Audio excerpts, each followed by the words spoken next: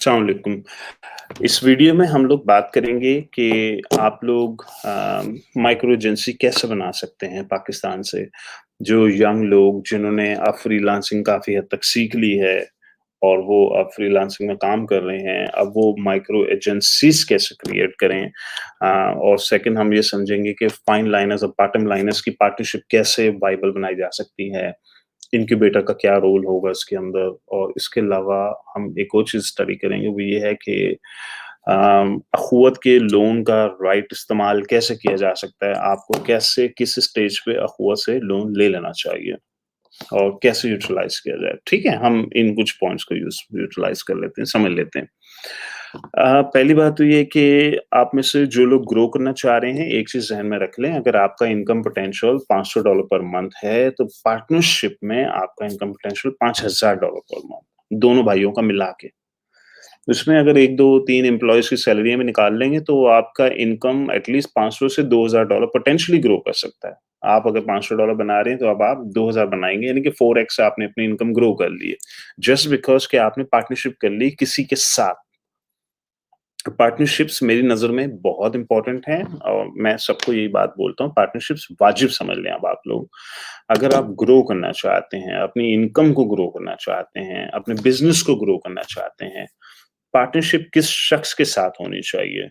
यहाँ पर आके आपको समझना होगा आप फाइन लाइनर हैं या बॉटम लाइनर हैं। पहले अपने आप को पहचान लें, अपने आप को पहचानें आप हैं कौन? अगर मैं अपने आप को देखूँ, मैं फाइन लाइनर था, अब मैं नहीं हूँ, अब मैं बॉटम लाइनर हूँ। तो अब अगर मुझे किसी के साथ पार्टनरशिप करनी होगी तो मुझे फाइन लाइनर चाहिए होगा। अच्छा, सेकंड चीज़, मैं हाइली इल डिसिप्लिन्ड हूँ, मैं डिसिप्लिन्ड शख्स नहीं हूँ। मेरे सोने-जागने का कोई रूटीन नहीं, कुछ पता नहीं कब सोना है, कभी दिन में सो रहा हूँ, कभी रात में सो रहा हूँ। तो मुझे एक डिसिप्लिन्ड शख्स के साथ पार्टनरशिप करनी चाहिए। मेरी वीकनेस को वो कवर कर रहा है। तो मुझे अपनी वीकनेसेस आइडेंटिफ़ाई करनी है, अपनी स्ट्रेंथ्स आइडेंटिफ़ाई करनी है। मैं बॉटम लाइनर हूँ, मैं कम्युनिकेशन में अच्छा हूँ, मैं क्लाइंट के साथ बात कर सकता हूँ, कन्विंस कर सकता हूँ, वो प्रोजेक्ट या काम घर पे ला सकता हूँ। उसके बाद मेरा पार्टनर बहुत ही ज़बरदस्त फाइन लाइनर है, वो बाल की खाल उतार देता है। वो इतना ज़बरदस्त है, अपनी स्किल में बहुत डीप चला जाता है। वो दाएँ भी नहीं देखता, बाएँ भी नहीं देखता, पर वो लगा ही रहता है, वो काम ही करता रहता है। वो डिलीवरी में बहुत अच्छा है। डिलीवरी से मुराद प्रोजेक्ट को ज़बरदस्त तरीके से काम कर देना। डिलीवरी मेरे एंड पर आती है कि मैं बॉटम लाइनर हूँ, क्लाइंट को खुश रखना, मुतमईन रखना, अपडेट्स देना और क्लाइंट यहाँ से सामान लेके यहाँ पे ले जाना। ठीक है? अच्छा, अब आ जाइए। मैं नाइट राइडर हूँ, मैं डे राइडर नहीं हूँ। मैं रातों को काम करता हूँ, दिन को अमूमन सोता हूँ।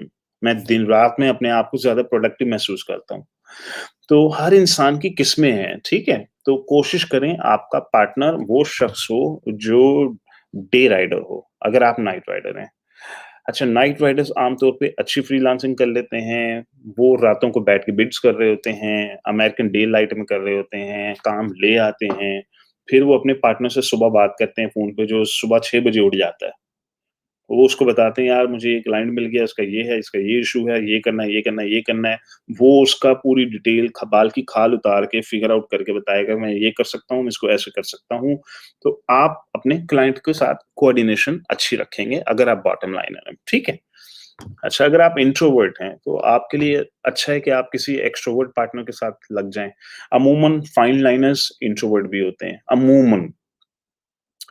उसकी वजह ये है कि फाइन लाइनर्स वो बनते ही इसी वजह से बने एक इंट्रोवर्ट इंसान आमतौर पे फाइन लाइनर इसलिए बन जाता है कि वो इतनी सोशलाइज़ नहीं कर रहा आउटसाइड दुनिया के अंदर। बॉटम लाइनर्स आमतौर पे एक्स्ट्रोवर्ट्स होते हैं, सोशलाइज़ ज़्यादा करते हैं। फाइन लाइनर्स आमतौर पे बाल की खाल उतारने में इतने मसरूफ़ होते हैं, एक्सेल की शीटें खोल के सारा दिन लगे रहते हैं, नए-नए तजुर्बे करते हैं, नए-नए फ़ॉर्मूले निकालते हैं, नई-नई चीज़ें इजाद करते हैं, जिसकी वजह से अमूमन फाइन लाइनर्स अच्छे बिज़नेसमैन नहीं बन पाते। मैं था ना फाइन लाइनर अपनी मेरी अगर आपने मेरी फाइन लाइन वाली वीडियो देखी मैंने एक्सप्लेन किया है कि मैं क्यों फेल हुआ, क्यों इतनी बार बैंकरप्ट हो गया। मैं बार-बार बैंकरप्ट हो जाता था। उसकी वजह ये थी कि मैं वो बाल की खाल उतारने में लग जाता था, बिज़नेस कद्दू चलेगा आपका, बिज़नेस कौन चलाएगा भाई? आप एज़ अ बिज़नेस ओनर आप फ़ॉर्मूले बनाने में लग गए, बिज़नेस कौन चलाएगा फिर? देखिए बिज़नेस के अंदर रह के काम करना और बिज़नेस को ऊपर से रह के चलाना, दोनों में फ़र्क है, ज़मीन-आसमान का फ़र्क है। तो बॉटम लाइनर हमेशा बिज़नेस के ऊपर बैठा होता है, फाइन लाइनर बिज़नेस के अंदर होता है, वो फाइन लाइन्स, उसके प्रोसेसेस फिक्स कर रहा होता है, सिस्टम्स फिक्स कर रहा होता है। एम्प्लॉइज़ की एफिशिएंसी 20% कैसे बढ़ाई जाए? अच्छा जी, ये फ़ॉर्मूला लगाते हैं, ये लगाते हैं, ऐसे करते हैं, ऐसे करते हैं। तो आपको fine liner, bottom liner 2 combinations चाहिए। तो अगर आप इंट्रोवर्ट हैं तो लाइकली फाइन लाइनर भी होंगे फिर उस केस में आप डिसिप्लिन या इल डिसिप्लिन का कोई खास लेना-देना नहीं है इसमें, लेकिन अमूमन अमूमन आप नोट करेंगे फाइन लाइनर्स जो है वो इल डिसिप्लिन की तरफ चले जाते हैं। भई एक बंदा प्रोग्रामिंग कर रहा है, वो उसको खाने का होश नहीं, पीने का होश नहीं, रात के 3 बजे बस जब तक उसकी फैंटेसी पूरी नहीं हो जाएगी, वो सोएगा नहीं। तो इसलिए आपको ये अक्सर ये एट्रिब्यूट्स सिमिलर मिलेंगे इन लोगों के अंदर। तो बहरहाल कॉन्सेप्ट ये है कि आप लोग पार्टनरशिप्स करें। अच्छा, अब आ जाइए सेकंड नेक्स्ट पॉइंट के ऊपर। नेक्स्ट पॉइंट ये है कि पार्टनरशिप्स के लिए आइडियल पार्टनर्स कहाँ से मिलेंगे, कैसे मिलेंगे?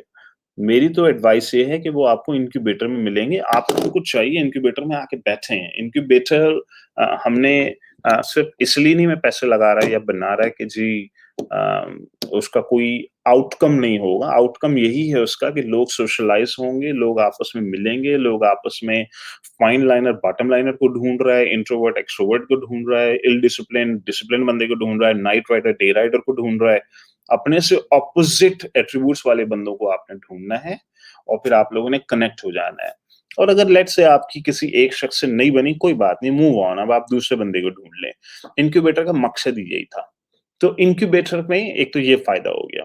अच्छा, अब आ जाइए अख़ुवत के लोन को कैसे हम लोग यूटिलाइज़ करें। अख़ुवत में लेट्स से 1 करोड़ रुपए का फंड है, लोगों को उन्होंने पैसे देने शुरू कर दिए हैं। आपके पास लैपटॉप नहीं है, तो मेरा ख़्याल है इट्स अ गुड आइडिया कि आप लोग अख़ुवत में एप्लीकेशन सबमिट करें, उनको बोलें जी मुझे लैपटॉप चाहिए, मैं इसके लिए एप्लीकेशन सबमिट कर रहा हूँ। और मैंने वो बड़ी डिटेल पोस्ट की थी कि अख़ुवत की रिजेक्शन की क्या रीज़न है, कैसे उनको ओवरकम करें आप लोग। तो पोलाइटली ज़रा प्यार से हैंडल करें आप लोग अख़ुवत की प्रोसेसेस को, उनको घर आने दें, वो अगर आपके घर आना चाहते हैं, उन्हें आने दें। मेरे तो सजेशन ये है कि एक शख्स सक्सेसफुल होने के क्या चांसेस हैं उसके।